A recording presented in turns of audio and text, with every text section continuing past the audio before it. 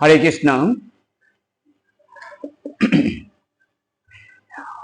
আজকে ইউটিউবের রাধা চ্যানেলের ভাগবত গীতা পাঠ বাই সুন্দরানন্দ দাস পক্ষ থেকে আমাদের এই ভিডিওর যারা শ্রোতা দর্শক ভক্ত অভক্ত বন্ধুজন শ্রোতা ভক্ত পথচারী সমস্ত ভক্ত বৃন্দকে আমি আমার হার্দিক অভিনন্দন জানিয়ে এবং তাদের কৃষ্ণ ভক্তি ও তারা ভগবানের নাম করে সুস্থ থাকুক এই প্রার্থনা করে আজকে আমাদের আলোচনা গাছের গোড়ায় জল দিলে যেমন আলাদা করে পত্র পুষ্প ফলে জল দিতে হয় না, ঠিক তেমনি উদরে যদি অন্ন পড়ে তাহলে আর হাত পা চক্ষু কর্ণতে অন্ন দিতে হয় না। শুনুন আজকের টপিকস, সুন্দর আলোচনা। শ্রীমদ্ ভাগবত গীতার পঞ্চম অধ্যায়ের 29 শ্লোকে বলছে যে ভোক্তারং যজ্ঞ তপস্যাং সর্বলোক মহেশ্বরং সুহৃদং সর্বভূতানাং জ্ঞাতামং শান্তিমিচ্ছতি। হরে কৃষ্ণ। নমঃ বিষ্ণুপদায় কৃষ্ণপৃষ্ঠায় ভূতলে শ্রীমতে ভক্তি বেদান্ত স্বামী নীতি নামিনে। নমস্তে সরস্বতী দেবে গৌরবাণী প্রচারিণে নির্বিশেষ শূন্যবাদী পাশ্চাত্য দেশতারিণে। জয় শ্রীকৃষ্ণ চৈতন্য প্রভু নিত্যানন্দ শ্রী অদ্বৈত গদাধর শিবাসাদি শ্রী গৌর ভক্তবৃন্দ। হরে কৃষ্ণ কৃষ্ণ কৃষ্ণ হরে হরে, হরে রাম রাম রাম হরে হরে। শ্লোকটি হচ্ছে গীতার ভোক্তারং যজ্ঞ তপস্যাং সর্বলোক মহেশ্বরং সুহৃদং সর্বভূতানাং জ্ঞাতামং শান্তিমিচ্ছতি। আজকে সর্বলোকের যিনি মহেশ্বর সেই সচ্চিদানন্দ ভগবান শ্রীকৃষ্ণের সেবা করলে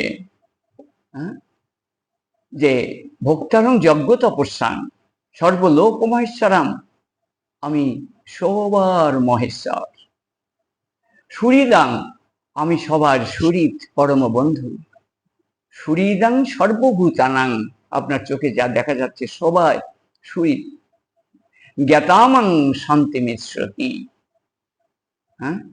আমাকে যদি কেউ জানতে পারে তাহলে তার তিতাপ দুঃখ দুর্দশার হাত থেকে সে নিস্তার পাবেই পাবে। এটাই হচ্ছে শাস্ত্র সিদ্ধ।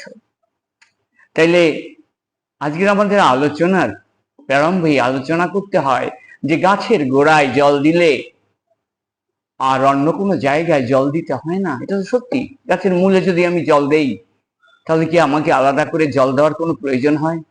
পেটে যদি অন্ন দেই তাহলে কি আমার হাত পা চক্ষু কর্ণ নাসিকা জিহ্বা এদের কি এক একটা করে এক একজনের ভোগ দিতে হয়? না, কখনোই হয় না। কেন? যে পেটে ভাত দিলে যেমন সব অঙ্গ প্রত্যঙ্গ পরিপুষ্টি হয়, ঠিক তেমনি ভগবান শ্রীকৃষ্ণের আরাধনা করলে তিনিই হচ্ছেন গাছ, সর্বলোক মহেশ্বর। তিনি, তার চাইতে বড়ও কেউ নেই আর তার সমকক্ষ কেউ নেই। তিনি হচ্ছেন সুপ্রিম পার্সোনালিটি।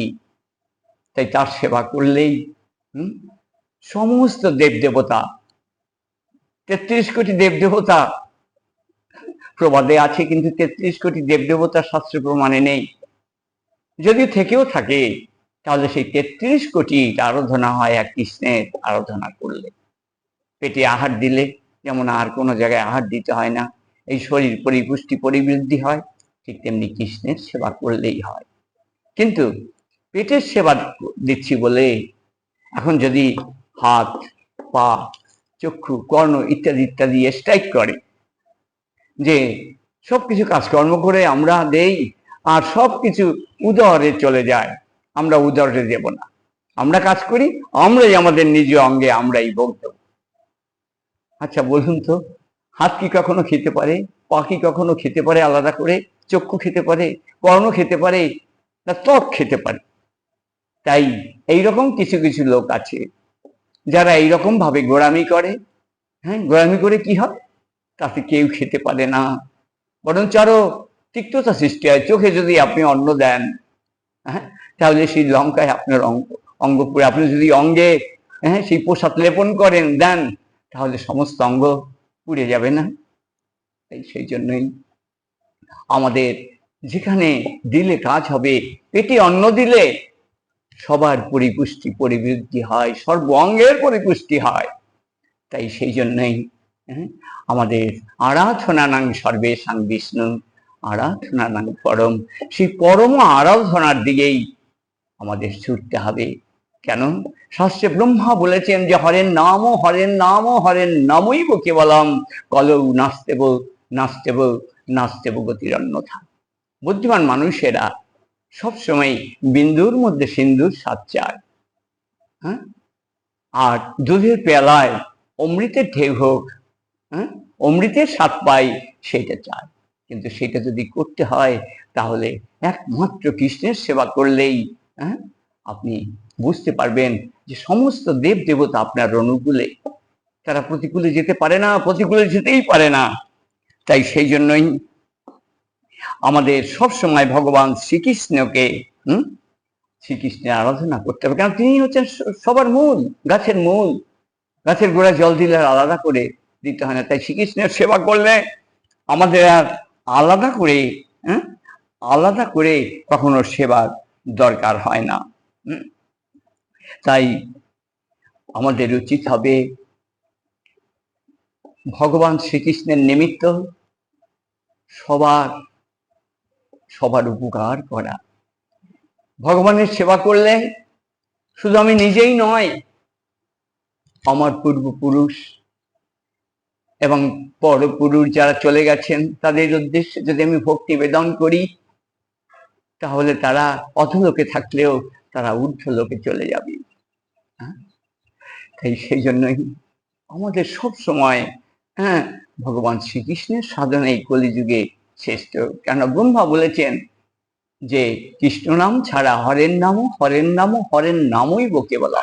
একটা শ্লোক দেখান তো, যে 3 বার সত্য করেছে, আবার তারপরে আবার 3 বারই করেছে নাস্তেব্য নাস্তেব্য নাস্তেব্য। যে ছাড়া হরে কৃষ্ণ মহামন্ত্র কীর্তন ছাড়া কলিযুগে আর কোনো গতি নেই, গতি নেই, গতি নেই। এই ত্রিসত্যওয়ালা শ্লোক এই একটাই আছে। গীতাতে 700 শ্লোক আছে, শ্রীমদ্ ভাগবতে 1 লক্ষ শ্লোক আছে, চৈতন্য চরিতামৃতে 1 লক্ষ শ্লোক আছে, আর ভাগবতে 18,000। ভাগবতে